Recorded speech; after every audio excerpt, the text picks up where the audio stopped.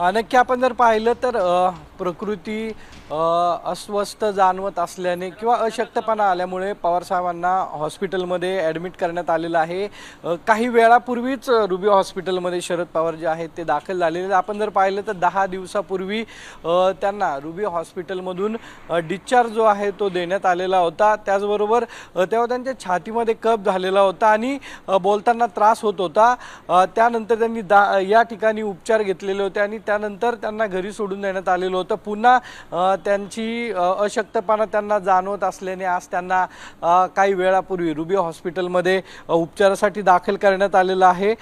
प्रकृती उत्तम आहे, मात्र अशक्तपणा जाणवत असल्याने त्यांना या ठिकाणी आता पुढील उपचार जे आहेत ते सुरू आहेत आणि आजची ट्रीटमेंट झाल्यानंतर त्यांना पुन्हा सोडून देण्यात येईल किंवा डॉक्टर पूर्ण रक्ताच्या तपासण्या आहेत किंवा त्या तपासण्या झाल्यानंतर पुढील उपचार साठी त्यांना या ठिकाणी ठेवतील किंवा जे रिपोर्ट येतील त्यावरती डॉक्टरांचा डिसिजन असणार आहे। पण आता तरी रुबी हॉस्पिटलमध्ये शरद पवार यांच्यावरती उपचार डॉक्टरांनी सुरू केलेले आहेत आणि ते दाखल झालेत।